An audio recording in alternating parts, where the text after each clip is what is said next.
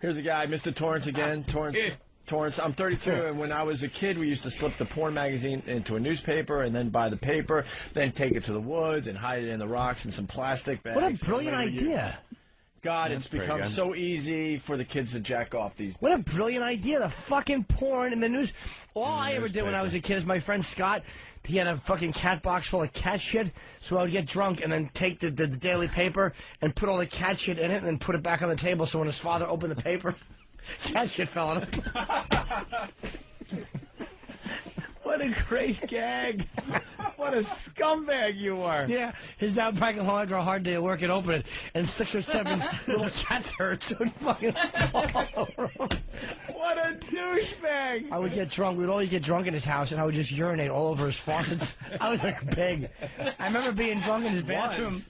I'm being drunk in his bathroom, and I'm pissing all over the mirror and his fucking faucet handles and all over the floor. Why? I don't know. It just made me laugh to do so. Why would you do that? Oh, is that funny? We might lost your mic, Jimmy. In a sink, man. Yeah. We lost your mic when you were moving around. Yeah, it's I don't know what you did. It's probably the connection. There you go. Just smack it a couple times. Why would it work? Perfect. No, it's making a hissing really noise. Good. No, that one's good now. No, that one stinks. It's broken. It's busted. Well, there's a whole thing up here. Yeah, how's that, Sam? Is that on? Am I on the radio? Yes, you're on the radio. Oh, I like this one better. It makes me feel like an old-time broadcaster. You were a real fucked-up drunk. I was a naughty boy. Wow, just go start pissing on people's fucking faucets. But I mean really pissing on it. Not just a quick throw. No. Did you use the toilet at all during that session? I wouldn't have noticed it if there was there could have been a fucking flowers coming out of it for all I knew. Wow. No, why even open the fucking lid? Certainly not. God, that is funny. That is really funny. And then me and Tom Naylor would fucking get dog shit, like big wet pieces of dog shit, and put them in Glad baggies, and then throw them down the library book return slot. Some poor old lady just yeah. Oh yeah. And we threw shit without baggies too, but I mean we had to carry it for a while. Just volunteering her stupid time. She has to deal with your shenanigans. People's books sliding down into the shit. She's just trying to shush people. Yeah, that's all. And their shitty books. Oh, we were awful at shit. Oh. All right. Wow, that is really funny. Cat shit in the newspaper rules, though. I suggest it to anyone. Because this cat shit stinks so bad, and you know there's going to be a couple of pellets of fucking litter in it. And then he just picks it up and it falls in his... Do you know how surreal that is when you come home after a long day's work and you want to just read the paper, and the next thing you know there's animal shit in your lap? You know how bad that cat must have got hit? He thought that the cat did it. Snuck over there, opened the paper and shit and closed it. And then refolded it properly. Oh, is that great? Wow, are you a fucking degenerate? I love it. I was garbage. Oh, God. Nothing was better than that. No. No. Shit in people's mailboxes. Who did that? You were big on the shit thing. That's... Funniest thing I've ever seen in my life, and I mean ever. When I was 6 or 7, and my friend Mark Rosenberg, we were sitting there in the fucking grass. I love how he uses the real names. Yeah. It just makes the stories that much better. Mark leaned back and he put his hand. You've never seen a more fucking butterscotch pile of fucking wet dog shit. It was as fresh. I'm surprised the dog wasn't actually walking away when he did it. He put his hand, he leaned back for a casual chat in the grass and stuck his hand in this pile of shit. And it's the funniest thing. I've never seen anything funnier. That was 32 years ago. And nothing has come close. Were you just doubled over crying laughing? It was incomprehensibly funny. Like, as a child, I didn't realize that anything could make you feel that kind of emotion. And that's all it took. And women think they understand what funny is. That's what funny is. Hey, damn, that is good. Andrea Pizer. I guess she never called. Do we have an update? Are we trying to get Andrea Pizer on the... Dan? Steve? Can't get her on the phone from the New York Post? Oh. Hey, story of the day. It's time for story of the day. And remind me to tell you the stories of when we would drive by with cups and throw urine on people in New Brunswick. That was our favorite activity. We would drive around, me and my friend Luch. He was like 35 and he hung out with the teenagers. Oh, creepy guy. Yeah, he drove a fucking Volkswagen Bug, and we would drink and I would piss into cups, and we would just drive through New Brunswick and throw it on people. And I would leave the little...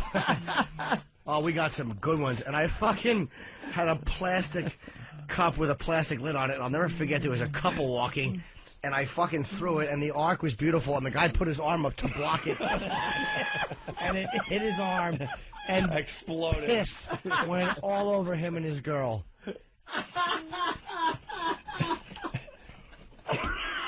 Oh, would I be so fucking Oh, he had to be steamed. We would drive around with eggs and egg people all the time. I got a guy in New Brunswick. He probably remembers that. Yeah, that guy probably fucking remembers being hit, putting his arm up, and having just slow motion, having his cup hit him. And he's probably, if he's listening, he's probably told himself for the last 25 years it was beer. No. No, it wasn't. I told you, I told you guys that my friend fucking Stanley and Mike. Stanley was the bodybuilder. We were 13 playing asteroids, and Mike was 13. And so Stanley wasn't gay. He was just a fucking not a smart guy. He was a martial artist.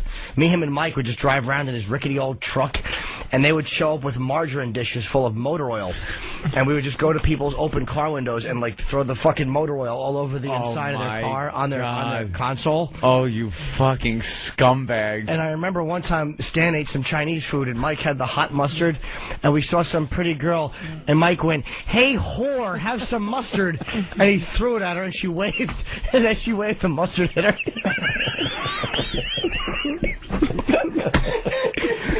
Oh. Hey, whore! Hey, whore. He was a sociopath.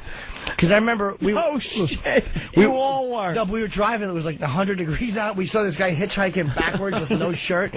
And fucking Mike goes, "Hey, Stanley, let's drain the engine oil and drive back and throw some hot oil on him." He wanted to drain oil out of the hot engine and throw it on a guy's bare chest while he was hitchhiking.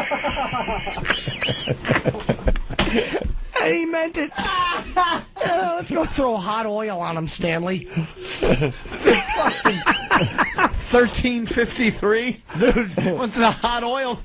We found one time the Holy Grail. We were in a parking lot, and we found a half a dish of melted chocolate ice cream, and there was an open car window with one of those fur seat backs. Oh, we smushed it all over the seat back. We drove by 5 minutes later, and there was an elderly couple. They had to be in their 70s, and they were outside the car, and she's wiping chocolate off the guy's back.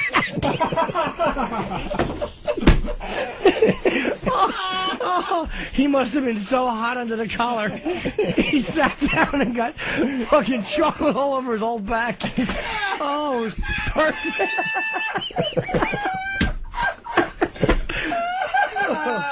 Oh, that was a good one. all over his old back. Oh, I'll never forget him standing there and her behind him just wiping at his back. Oh, you fuck. Norton was a fucking minute. Hey, Stanley, let's go back and throw hot oil on him. Let's get a Paul in Nashville. Paul. Oh, fucking menace. He's a menace. Paul. Fucking Paul. Yes. Yeah, let's go. One of the best places to take a crap to piss someone off is to get up on the green at a golf course. Sit there and fill the hole full of shit, because you know that first golfer taps in, reaches in, grabs his ball, and gets a handful of shit. That's a good one. That's also the answer. Yeah. Damn good one. That's a damn good one, is right. Hey, Stan. Oh, that guy, I'll never forget the guy on the shoulder, backwards hitchhiking with no shirt.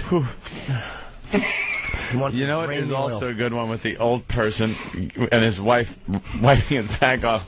How long did it take for him to sit there until he realized his back was in something? It couldn't have been long, because it was fur and we coated it with melted chocolate ice cream. You understand? It was the Holy Grail of fun. It was hot. It was summer.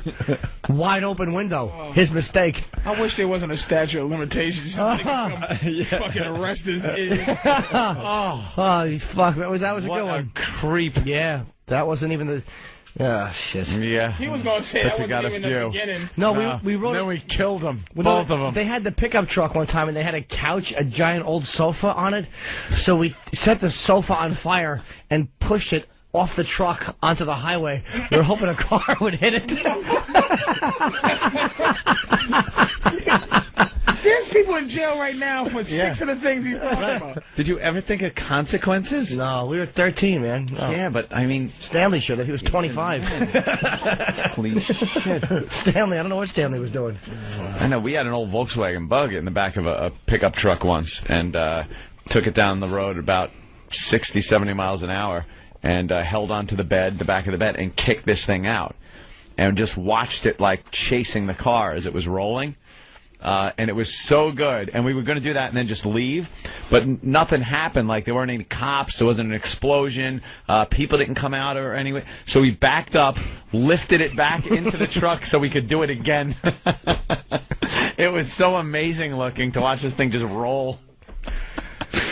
I remember one time, me and my friend Marvin, he was a Puerto Rican Jew, Marvin Schnoll, a good friend of mine. We were hitchhiking, trick-or-treating, and one guy, we knocked on his door, and he didn't have any. I don't have no candy. No. Poor fuck. So Marvin took his gum out and put it over the guy's peephole at his door. So we're out in the yard. 5 seconds later, the older man runs out and grabs Marvin and puts him in a headlock and starts punching the top of his head. And I just stood there in my Halloween costume and watched. What were you dressed as? I don't remember, Darth Vader or something. I just watched Marvin. Real evil Darth Vader. Yeah. Just watching your friend get pummeled. Yeah, well, I held a fucking bag full of pennies and Milky Ways. Oh, is that fucking funny?